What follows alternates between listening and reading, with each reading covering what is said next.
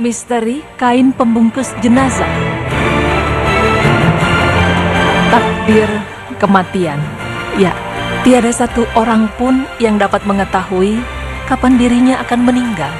Walaupun kita sedang sakit atau bahkan sedang beraktivitas, kalau ajal sudah menjemput dan malaikat maut siap mencabut nyawa, maka dicabutlah nyawa tersebut. Lantas jika sudah seperti itu, siapkah diri kita untuk menghadapinya? Setiap yang bernyawa pasti akan merasakan kematian. Quran Surah Ali Imran ayat 185. Pemirsa, jika kita tengah menghadapi sanak saudara yang telah meninggal, pasti yang langsung terlintas di benak kita adalah mengurusi jenazah tersebut.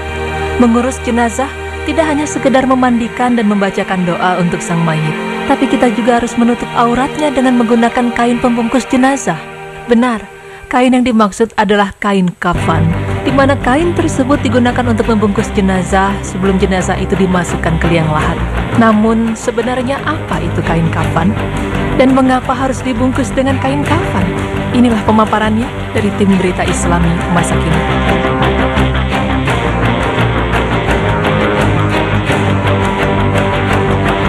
Ketika sang mayit selesai dimandikan, maka syarat selanjutnya ialah mengafani mayit tersebut.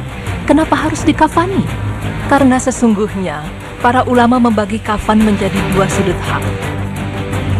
Yang pertama ialah hak Allah Subhanahu wa Ta'ala. Dalam hal ini Allah mempunyai hak dalam konsekuensi yang berbeda, di mana mengafani mayit harus sampai menutup segala auratnya, dan hak ini tidak dapat dihapuskan oleh siapapun. Kemudian selanjutnya ialah hak dari mayit itu sendiri.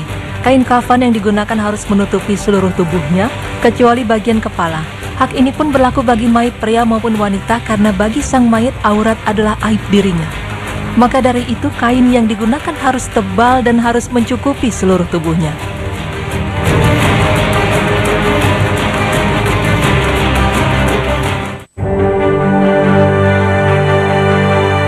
Pemirsa, di zaman Rasulullah Shallallahu Alaihi Wasallam, kafan memang sudah merupakan perintah dari Rasulullah. Karena ada ketika itu ada kisah seseorang yang sudah wukuf di Arafah, tapi tiba-tiba ia jatuh dari hewan tunggangannya dan hewan itu tidak sengaja menginjak hingga dirinya meninggal dunia. Melihat kejadian tersebut, Rasulullah Shallallahu Alaihi Wasallam bersabda, "Mandikanlah dia dengan air dan daun bidara dan kafani dalam dua pakaian atau kain." Hadis riwayat Bukhari 1265 sahih. Melihat hadis ini, para ulama kaum muslimin pun sepakat bahwa mengafani mayit setelah memandikannya maka wajib hukumnya. Seperti yang kita ketahui, kain kafan itu selalu identik dengan warnanya yang putih dan bahannya yang tebal. Selain itu, kafan juga harus dibeli dengan menggunakan sebagian harta dari sang mayit. Jabir bin Abdullah pernah mengatakan bahwa Rasulullah Shallallahu Alaihi Wasallam pernah berkhutbah. Dalam khutbahnya, beliau berkata bahwa ada dari kalangan sahabat beliau yang telah meninggal dunia, kemudian para sahabatnya membungkus jenazah tersebut dengan menggunakan kafan yang tidak panjang atau lapang. Lalu jenazah itu dikuburkan pada malam hari. Sampai pada akhirnya Rasulullah mengetahui berita tersebut dan memberitahu kepada mereka. Bila salah seorang dari kalian mengafani saudaranya, maka hendaklah ia membaguskan kafannya. Hadis riwayat Muslim 943. Yang dimaksud dengan membaguskan kafan di sini yaitu, menurut para ulama, kafan itu harus berwarna putih, bersih, tebal, dan dapat menutupi auratnya. Selain itu, sifatnya pun juga tidak boleh berlebih-lebihan ataupun mewah, namun tidak jelek juga. Jadi membaguskan kafan bukan maksudnya berlebih-lebihan dan megah-megahan. Hal ini telah ada dalam Syarhus Sunnah 5315. Pemirsa, sedangkan kain kafan itu sendiri merupakan perkara yang wajib. Namun ada pula perkara yang disunnahkan yang berkaitan dengan kain kafan. Perkara sunnah yang pertama ialah kain kafan harus berwarna putih. Rasulullah Shallallahu Alaihi Wasallam bersabda, "Pakailah kain yang berwarna putih dari pakaian kalian, karena pakaian putih itu adalah sebaik-baik pakaian kalian. Dan kafanilah orang yang meninggal di kalangan kalian dalam kain putih." Hadis riwayat Abu Daud 4061 Hasan Sahih. Kemudian apabila memang mudah didapatkan, kain kafan boleh berupa kain yang bergaris-garis. Karena sebagaimana sabda Rasul, bila salah seorang dari kalian meninggal sementara dia mendapati sesuatu kelapangan, maka hendaklah ia dikafani dalam kain yang bergaris-garis. Hadis riwayat Abu Daud 3150 sahih.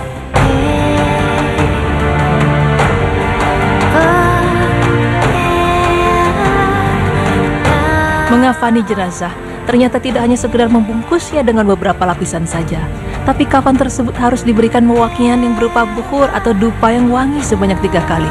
Sesuai dengan sabda Rasulullah, apabila kalian mewangi-wangikan mayat, maka wangikanlah sebanyak 3 kali. Hadis riwayat Ahmad 3331 sahih. Pemirsa, kain pembungkus jenazah atau yang lebih dikenal dengan kain kafan ternyata memang sudah diwajibkan dari zaman Rasulullah SAW. Karena sebelum dikuburkan, jenazah harus dikafani dengan beberapa lapisan yang sesuai dengan jenis kelaminnya. Tidak hanya itu, tekstur dan karakteristik dari kain kafan pun juga tidak boleh sembarangan. Harus tebal dan kuat, itulah ciri-cirinya. Sebenarnya kain ini untuk membungkus jenazah boleh menggunakan kain yang terakhir jenazah pakai, tapi kalau tidak memberatkan, maka dibolehkan untuk menggunakan kain kafan. Bahkan jika kain yang bergaris mudah untuk didapatkan, diperbolehkan untuk menggunakan kain kafan bergaris. Wallahu a'lam bishawab.